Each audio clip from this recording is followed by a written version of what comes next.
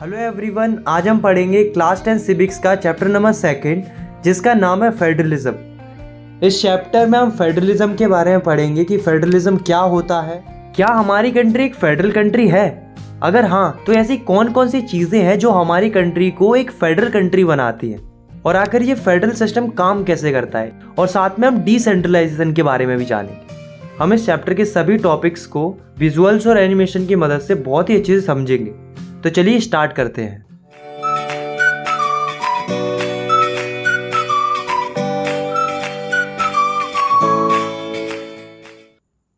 सबसे पहले हम समझते हैं कि फेडरलिज्म क्या होता है। What is federalism? तो देखो, federalism is a system of government in which power is divided into different levels of government. मतलब फेडरलिज्म एक ऐसा सिस्टम होता है जिसमें गवर्नमेंट की पावर को अलग अलग लेवल्स में या अलग अलग टीयर्स में बांटा जाता है। मोस्ट ऑफ द कंट्रीज में मेनली 2 टीयर्स में बांटा जाता है, सेंट्रल लेवल और स्टेट लेवल। बट हमारी जो इंडिया है वो आपको पता है एक बड़ी और डाइवर्सिफाइड कंट्री है, इसलिए उसे अच्छे से चलाने के लिए एक 3rd लेवल भी बनाया गया है, लोकल लेवल, जो कि इंडिया में देखने को मिलता है। तो ये जो vertical form of power sharing होती है सेंट्रल अथॉरिटी और स्टेट्स के बीच में और कहीं कहीं लोकल लेवल पर, इसी को बोला जाता है फेडरलिज्म। अब दोस्तों ऐसा नहीं है कि हर कंट्री में फेडरल गवर्नमेंट ही होती, बल्कि कई सारी कंट्रीज में यूनिटरी गवर्नमेंट भी होती है। तो इसमें डिफरेंस क्या होता है? तो इनमें मेन डिफरेंस ये होता है कि फेडरल गवर्नमेंट में जो पावर डिवाइड की जाती है वो हर एक लेवल्स के लिए की जाती है, चाहे वो सेंट्रल लेवल हो और चाहे वो स्टेट लेवल हो। हर लेवल ऑफ गवर्नमेंट के पास अपनी अपनी पावर होती है। जहाँ तक कि अगर किसी कंट्री में लोकल लेवल भी है तो उसके पास भी अपनी खुद की पावर होती है। वही यूनिटरी गवर्नमेंट में सारी पावर एक ही लेवल के पास होती है, वो है सेंट्रल लेवल। अब आप खुद सोचो, इन दोनों फॉर्म ऑफ गवर्नमेंट में से कौन सी गवर्नमेंट ज़्यादा बेस्ट रहेगी? वो वाली जिसमें पावर अलग अलग लेवल्स में बटी हुई है, या फिर वो वाली जिसमें पावर एक ही लेवल के पास है? तो ऑब्वियसली फेडरल गवर्नमेंट ज़्यादा बेस्ट रहेगी, क्योंकि हमने पिछले चैप्टर में पढ़ा था कि जिस कंट्री में जितनी ज़्यादा पावर शेयरिंग होती है उस कंट्री की गवर्नमेंट लॉन्ग टर्म में उतनी अच्छी परफॉर्म करती है। तो इस हिसाब से फेडरल गवर्नमेंट ज़्यादा अच्छा ऑप्शन है as compare to unitary government. Federal government के अच्छे एग्जाम्पल्स हैं इंडिया एंड यूएसए, और यूनिटरी गवर्नमेंट के अच्छे एग्जाम्पल है फ्रांस एंड इंग्लैंड। अब हम समझते हैं फीचर्स ऑफ फेडरलिज्म, मतलब फेडरलिज्म की क्या क्या खूबियां होती हैं। तो फर्स्ट फीचर है देयर आर 2 और मोर लेवल ऑफ गवर्नमेंट। मतलब फेडरलिज्म में गवर्नमेंट के 2 या 2 से ज्यादा लेवल होते हैं या टीयर होते हैं, ठीक है।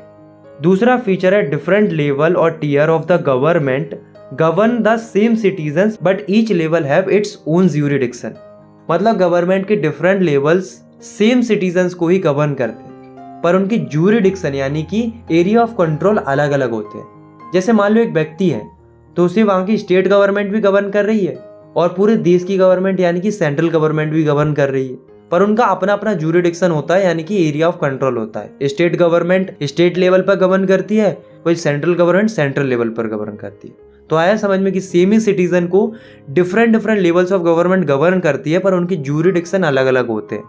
तीसरा फीचर है the jurisdiction of the respective levels और tiers of government are specified in the constitution. मतलब किस लेवल और टीयर के पास कितनी पावर है, उसका क्या काम है, उसका कितना ज्यूरिडिक्शन है, वो सब क्लियरली मेंशन होता है कॉन्स्टिट्यूशन के अंदर, और हर एक लेवल और टीयर को कॉन्स्टिट्यूशन के अकॉर्डिंग ही वर्क करना पड़ता है। आया समझ। फोर्थ फीचर है provisions of the constitution can not be change by one level of government, such changes require the consent of both levels. मतलब कोई भी एक लेवल या टीयर कॉन्स्टिट्यूशन में चेंजेस नहीं ला सकता। अगर कॉन्स्टिट्यूशन में चेंजेस लाना है तो उसके लिए दोनों लेवल्स के कंसेंट की जरूरत होती है, मतलब सहमति चाहिए होती है। फिफ्थ फीचर है the judiciary act as an umpire if disputes arise between different levels of government. मतलब गवर्नमेंट के अलग अलग टीयर्स या लेवल्स के बीच में अगर डिस्प्यूट हो जाता है यानी कि विवाद हो जाता है, तो जो जुडिशरी है वो एज अ अंपायर काम करती है और उनके विवाद को सुलझाती है। Sixth feature is sources of revenue for each level of government are clearly specified to ensure its financial autonomy. मतलब आपको पता है कि गवर्नमेंट को चलाने के लिए पैसे की जरूरत होती है, इसलिए हर एक लेवल के source of revenue clearly specified है। मतलब सेंट्रल गवर्नमेंट के पास पैसे कहाँ से आएंगे, स्टेट गवर्नमेंट के पास पैसे कहाँ से आएंगे, तो ये पहले से ही फिक्स है। सेवेंथ फीचर है federal system has dual objective. मतलब फेडरलिज्म के दो मेन ऑब्जेक्टिव होते हैं, मतलब उद्देश्य होते हैं। पहला कि कंट्री में सुरक्षा और यूनिटी बनी रहे, और दूसरा अकोमोडेट रीजनल डाइवर्सिटी, मतलब रीजनल डाइवर्सिटी प्रोटेक्टेड रहे, लोग अपने अपने कल्चर को फॉलो कर पाए। इनफैक्ट हम किसी भी फेडरल सिस्टम को आइडियल फेडरल सिस्टम तभी मानेंगे जब इसमें दो चीजें होंगी, पहली म्यूचुअल ट्रस्ट और दूसरी एग्रीमेंट टू लिव टुगेदर, मतलब कि वो हमेशा साथ रहेंगे। टाइप ऑफ फेडरेशन, तो अभी तक हमने फेडरल गवर्नमेंट के बारे में पढ़ा। अब हम जानते हैं कि फेडरेशन किन किन तरीकों से फॉर्म की जाती है, फेडरेशन फॉर्म करने के कौन कौन से तरीके होते हैं। तो फेडरेशन फॉर्म करने के दो तरीके होते हैं, पहला कमिंग टुगेदर फेडरेशन और दूसरा होल्डिंग टुगेदर फेडरेशन। तो सबसे पहले हम पढ़ते हैं कमिंग टुगेदर फेडरेशन को। तो इसमें क्या होता है, many independent states coming together to form a bigger unit, मतलब अलग अलग इंडिपेंडेंट स्टेट मिलकर एक बड़ी यूनिट बनाते हैं या नेशन बनाते हैं, तो उसे हम कमिंग टुगेदर फेडरेशन कहते हैं। इसका बढ़िया एग्जांपल है यूएसए, क्योंकि यूएसए जो है वो अलग अलग इंडिपेंडेंट स्टेट से मिलकर फॉर्म हुआ है, इसलिए तो हम इसे यूनाइटेड स्टेट्स ऑफ अमेरिका कहते हैं। तो इसमें यूजुअली हर एक स्टेट के पास बराबर पावर होती है, और सेंट्रल गवर्नमेंट और स्टेट गवर्नमेंट के बीच में भी पावर इक्वली डिस्ट्रीब्यूटेड होती है। अगर मैं एग्जांपल की बात करूं तो एक तो यूएसए है, बाकी दो और लिख लो, स्विट्जरलैंड और ऑस्ट्रेलिया। अब हम बात करते हैं होल्डिंग टुगेदर फेडरेशन की। तो इसमें क्या होता है, a large country decide to divide its power between the constituent states and the central government, मतलब एक बड़ी कंट्री डिसाइड करती है अपनी पावर को डिवाइड करने की अलग अलग स्टेट्स के बीच में और सेंट्रल गवर्नमेंट के बीच में। इस तरह की फेडरेशन को हम होल्डिंग टुगेदर फेडरेशन कहते हैं। इसका बढ़िया एग्जांपल है इंडिया। इंडिया में क्या हुआ, पावर को बांट दिया अलग अलग स्टेट्स में और सेंट्रल गवर्नमेंट में, पर इसमें क्या होता है कि किसी स्टेट के पास ज्यादा पावर होती है, किसी स्टेट के पास कम पावर होती है, मतलब अनइक्वल पावर डिस्ट्रीब्यूटेड होती है अलग अलग स्टेट्स के बीच में। और सेंट्रल गवर्नमेंट और स्टेट गवर्नमेंट के बीच में भी पावर इक्वली डिस्ट्रीब्यूटेड नहीं होती, सेंट्रल गवर्नमेंट के पास ज्यादा पावर होती है as compare to state government. अगर मैं एग्जाम्पल की बात करूं तो एक तो इंडिया है, बाकी इसमें भी दो और ऐड कर लो, स्पेन और Belgium. What make India a federal country, इस टॉपिक में हम पढ़ेंगे कि ऐसी क्या चीजें हैं जो इंडिया को एक फेडरल कंट्री बनाती है। हमें नो डाउट ये पता है कि इंडिया एक फेडरल कंट्री है, लेकिन हमें ये प्रूव करना, हमें ये बताना है कि ऐसी क्या चीजें हैं जो इंडिया को एक फेडरल कंट्री बनाती हैं। तो चलिए जानते हैं। तो शुरुआत में जब हमारा कॉन्स्टिट्यूशन पहली बार बनके तैयार हुआ था, तो उसमें केवल गवर्नमेंट के दो ही टीयर के बारे में बताया गया था, सेंट्रल गवर्नमेंट और स्टेट गवर्नमेंट। तो इसका मतलब ये है कि इनिशियली कॉन्स्टिट्यूशन के हिसाब से इंडिया में गवर्नमेंट के दो ही टीयर थे, सेंट्रल गवर्नमेंट और स्टेट गवर्नमेंट। लेकिन दोस्तों, इंडिया की डाइवर्सिटी को ध्यान में रखकर कॉन्स्टिट्यूशन में कई सारे चेंजेस आते हैं, और बाद में जाकर गवर्नमेंट का तीसरा टीयर भी बनाया गया, जिसको बोला गया लोकल गवर्नमेंट, जिसमें आते हैं पंचायत और म्युनिसिपैलिटीज। इन तीनों टीयर्स के पास अपना अपना ज्यूरिडिक्शन है, मतलब एरिया ऑफ कंट्रोल है, और ये तीनों ही अपना अपना ज्यूरिडिक्शन एंजॉय कर सकते हैं। इसके अलावा हमारे कॉन्स्टिट्यूशन में 3 लिस्ट भी दी गई हैं। पहली है यूनियन लिस्ट, दूसरी है स्टेट लिस्ट और तीसरी है कॉन्करेंट लिस्ट। यूनियन लिस्ट में वो सब्जेक्ट आते हैं जो कि पूरे देश से संबंधित होते हैं, जैसे कि defence, foreign affairs, banking, communication and currency. ये पूरे देश से संबंधित होते हैं, इसलिए इनको ऊपर केवल सेंट्रल गवर्नमेंट ही लॉ बना सकती है या एक्शन ले सकती है। दूसरी लिस्ट होती है स्टेट लिस्ट। स्टेट लिस्ट में वो सब्जेक्ट आते हैं जो कि स्टेट और लोकल लेवल से संबंधित होते हैं, जैसे कि पुलिस। आप सभी को पता है कि हर एक स्टेट की अपनी अपनी पुलिस होती है, एमपी पुलिस होती है, यूपी पुलिस होती है, मतलब हर एक स्टेट की अपनी अपनी पुलिस होती है। Trade, commerce, agriculture and irrigation, ये सब स्टेट से रिलेटेड टॉपिक हैं, इसलिए इनके ऊपर केवल स्टेट गवर्नमेंट ही लॉ बना सकती है। तीसरी लिस्ट होती है कॉन्करेंट लिस्ट।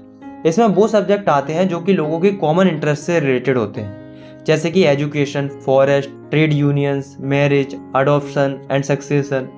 तो ये जो सब्जेक्ट्स हैं वो कॉमन इंटरेस्ट से संबंधित हैं, इसलिए इन विषयों पर दोनों ही गवर्नमेंट लॉ बना सकती हैं, central government as well as state government. अब आप एक बात और याद रखो कि यहाँ पर इन सब्जेक्ट से रिलेटेड अगर कोई कॉन्फ्लिक्ट होता है, यानी कि विवाद होता है सेंट्रल गवर्नमेंट और स्टेट गवर्नमेंट के बीच में, तो सेंट्रल गवर्नमेंट का व्यू ज़्यादा डोमिनेट करेगा as compare to state government. अब एक क्वेश्चन आता है कि ऐसे सब्जेक्ट्स का क्या होगा जो इन तीनों लिस्ट में से किसी में भी नहीं आते, इनके ऊपर कौन लॉ बनाएगा, जैसे कि space, technology, cyber security, computer technology.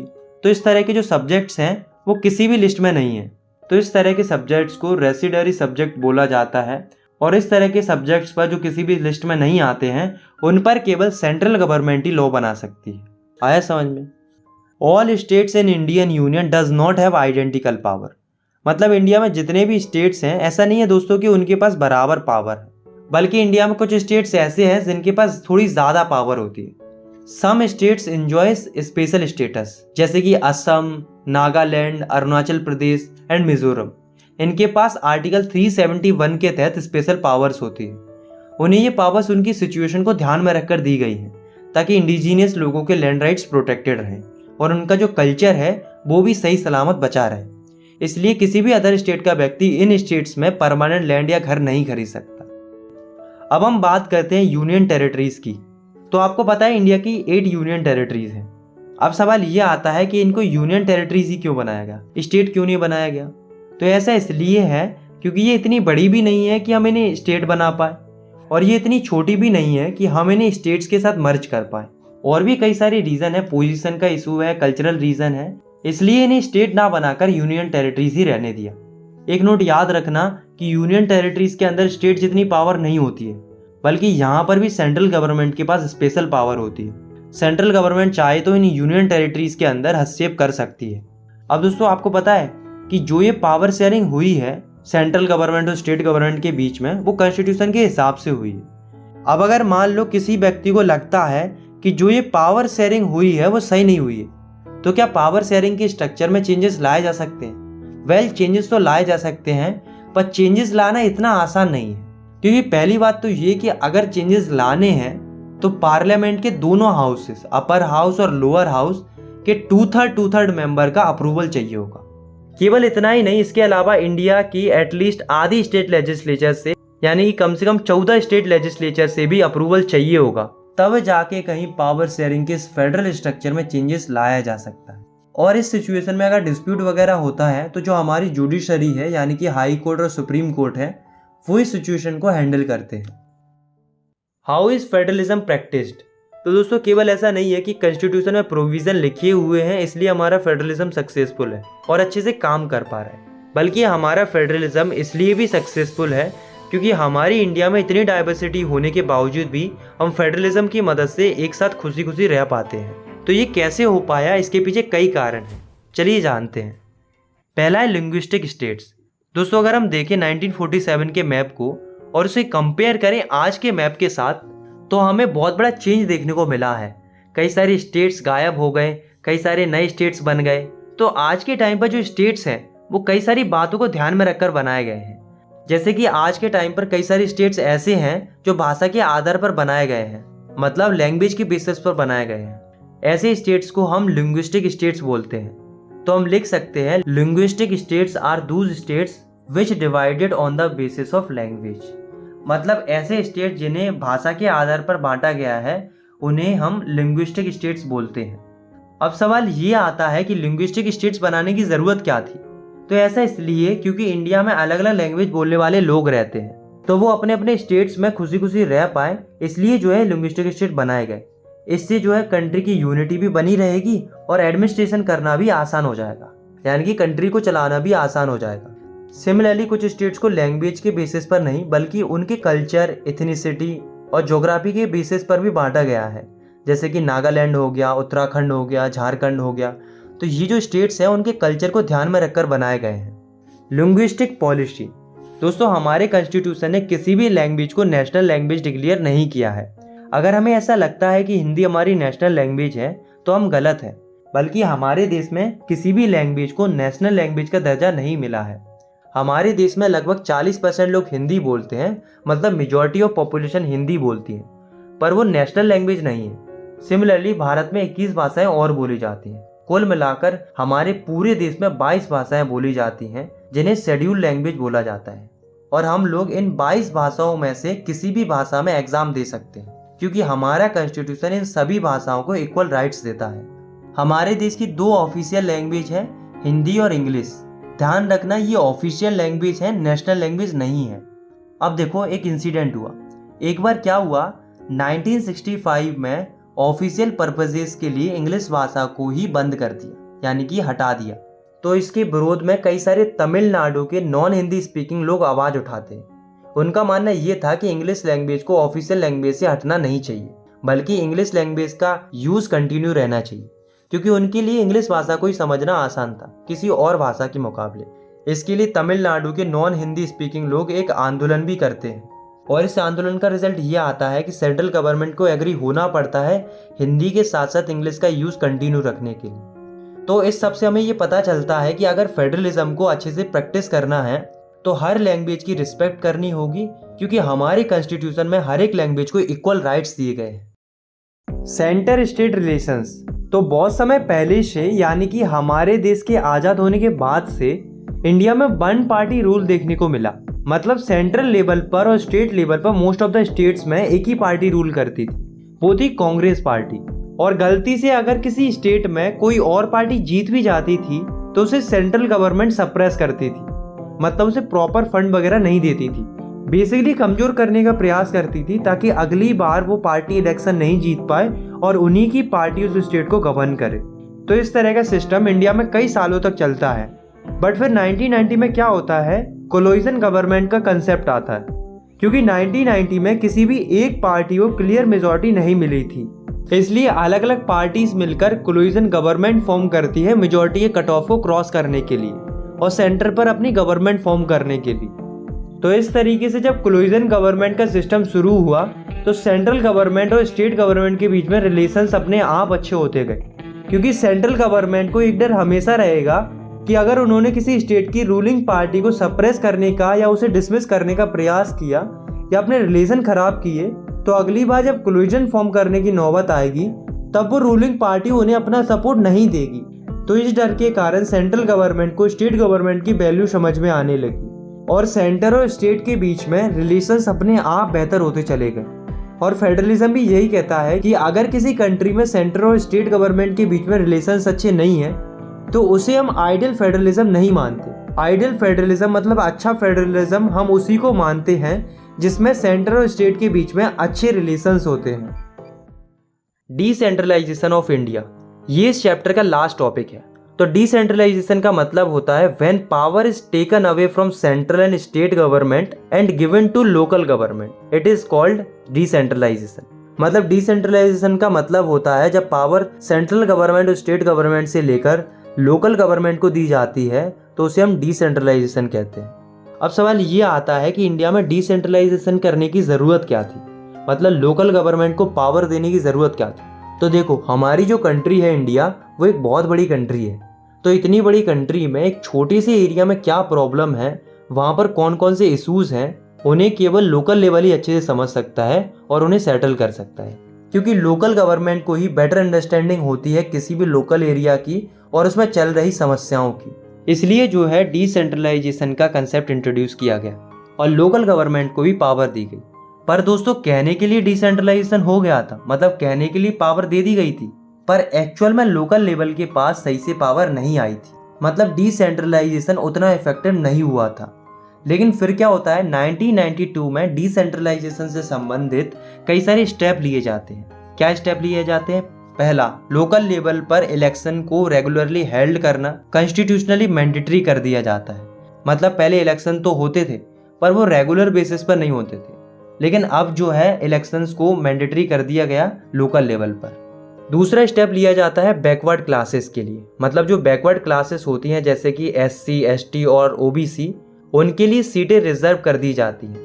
तीसरा स्टेप लिया जाता है महिलाओं के लिए, मतलब जो महिलाएं थीं उनके लिए भी 1/3 सीट रिजर्व कर दी जाती। फोर्थ स्टेप लिया जाता है कि इंडिपेंडेंट कमीशन बनाया जाता है, यानी कि स्टेट इलेक्शन कमीशन बनाया जाता है, जिसका काम था लोकल लेवल के यानी कि पंचायत और म्यूनसिपल के इलेक्शन को कंडक्ट करवाना। फिफ्थ स्टेप लिया जाता है, ये मैंडेटरी कर दिया जाता है कि जो स्टेट गवर्नमेंट है वो लोकल गवर्नमेंट के साथ पावर तो शेयर करेगी ही करेगी, पर उसके साथ साथ रेवेन्यू भी शेयर करेगी। तो ये जो स्टेप लिए गए डिसेंट्रलाइजेशन के लिए, उससे पता है क्या हुआ, जो थर्ड ईयर था इंडियन डेमोक्रेसी का वो काफ़ी पावरफुल हो गया और इफेक्टिव हो गया। अब हम पढ़ते हैं कि जो लोकल गवर्नमेंट होती है वो कितने टाइप की होती है। तो लोकल गवर्नमेंट 2 टाइप की होती है। पहली, रूरल लोकल गवर्नमेंट, जो कि गाँव में होती है, जिसको पंचायती राज भी बोला जाता है। और दूसरी होती है अर्बन लोकल गवर्नमेंट, जो कि शहरों में होती है, जिसे म्यूनिसिपैलिटीज बोला जाता है। तो सबसे पहले हम बात करते हैं रूरल लोकल गवर्नमेंट की, यानी कि पंचायती राज की। तो जो अलग अलग गांव होते हैं उनमें होती है ग्राम पंचायत। ग्राम पंचायत एक अकेले गांव की भी होती है या फिर 2-3 छोटे छोटे गांव की भी एक ही ग्राम पंचायत बना दी जाती है। तो जो ये ग्राम पंचायत होती है उसमें कई सारे वार्ड मेंबर्स को इलेक्ट किया जाता है और एक सरपंच को इलेक्ट किया जाता है। सरपंच जो होता है वो हेड होता है पूरी ग्राम पंचायत का, और उस ग्राम पंचायत में जितनी भी गांव हैं, सरपंच उन सभी गांवों के लिए डिसीजन लेने की पावर रखता है। तो समझ में आया कि ग्राम पंचायत क्या होती है। तो ऐसे ही अलग अलग ग्राम पंचायत से मिलकर बनती है एक पंचायत समिति, जिसे ब्लॉक समिति और मंडल समिति भी बोला जाता है। और ऐसे ही अलग अलग पंचायत समिति से मिलकर बनता है एक जिला परिषद। जिला परिषद जो कि सबसे ऊपर होता है। तो अगर हम पंचायती राज का एक स्ट्रक्चर बनाएं तो वो कुछ इस तरीके से दिखेगा। सबसे नीचे आती है ग्राम पंचायत, जो कि विलेज लेवल पर होती है, जिसका हेड होता है सरपंच। उससे ऊपर आती है पंचायत समिति, जो कि ब्लॉक लेवल पर होती है, और सबसे ऊपर आता है जिला परिषद। इसका हेड होता है जिला परिषद चेयरपर्सन। तो ये तो बात हुई रूरल एरिया की। अब हम बात करते हैं अर्बन एरिया की, यानी कि अर्बन लोकल गवर्नमेंट की। तो जो बड़ी बड़ी सिटीज होती हैं उनमें होती है म्युनिसिपल कॉरपोरेशन, और जो टाउन होते हैं यानी कि जो कस्बे या छोटे छोटे शहर होते हैं उनमें होती है म्युनिसिपैलिटीज। म्युनिसिपल कॉरपोरेशन का जो पॉलिटिकल हेड होता है उसे हम कहते हैं मेयर, और म्युनिसिपैलिटीज का जो पॉलिटिकल हेड होता है उसे हम कहते हैं म्युनिसिपैलिटी चेयरपर्सन। तो यहाँ तक हमने लोकल गवर्नमेंट के स्ट्रक्चर के बारे में बहुत अच्छे से पढ़ा। तो यहाँ से हमें एक बात तो क्लियर हो गई कि जो ये डिसेंट्रलाइजेशन का स्टेप लिया गया था वो एक बहुत बड़ा डिसीजन था और एक अच्छा डिसीजन था, क्योंकि डिसेंट्रलाइजेशन की मदद से आम लोगों की आवाज़ गवर्नमेंट तक ज़्यादा बेहतर तरीके से पहुँच पाई। इसके अलावा महिलाओं को भी रिप्रेजेंटेशन मिला। इनफैक्ट टोटली अगर हम देखें, मतलब महिलाओं और पुरुष दोनों को मिलाकर, तो हमारी इंडिया में लगभग 36 लाख इलेक्टेड रिप्रेजेंटेटिव हैं लोकल लेवल पर। ये नंबर कई कंट्रीज़ की पॉपुलेशन से भी ज़्यादा है। डिसेंट्रलाइजेशन की मदद से इंडियन डेमोक्रेसी और ज़्यादा डीपन हो जाती है, यानी कि गहरी हो जाती है, या हम कह सकते हैं और ज़्यादा मजबूत हो जाती है। तो लोकल गवर्नमेंट को बनाना एक बहुत बड़ा एक्सपेरिमेंट है डेमोक्रेसी का, जो कि एक सक्सेसफुल एक्सपेरिमेंट है। तो ये तो बात हुई डिसेंट्रलाइजेशन के मेरिट्स के बारे में, मतलब डिसेंट्रलाइजेशन की अच्छाइयों के बारे में। पर दोस्तों, डिसेंट्रलाइजेशन में कुछ कमियां बाकी हैं, जैसे कि ग्राम सभा के इलेक्शन अभी भी रेगुलरली हेल्ड नहीं होते। कई सारी स्टेट गवर्नमेंट ने अभी भी उतनी पावर ट्रांसफ़र नहीं की है लोकल गवर्नमेंट को जितनी उसे ज़रूरत है। पर कोई बात नहीं, इन कमियों के बावजूद भी हमारी इंडिया का फेडरल सिस्टम कई सारी फेडरल कंट्रीज से बेहतर है, और हम भी यही आशा करते हैं कि समय के साथ साथ हमारी इंडिया का फेडरल सिस्टम भी और भी ज़्यादा बेहतरीन होता जाएगा। आई होप आपको ये वीडियो पसंद आई होगी। अगर आपको ये वीडियो पसंद आई तो आप इस वीडियो को लाइक कर सकते हो, चैनल को सब्सक्राइब कर सकते हो ऐसे ही क्लास 10th की वीडियोस आगे देखने के लिए। बाकी मिलते हैं नेक्स्ट वीडियो में, तब तक के लिए टेक केयर, बाय बाय।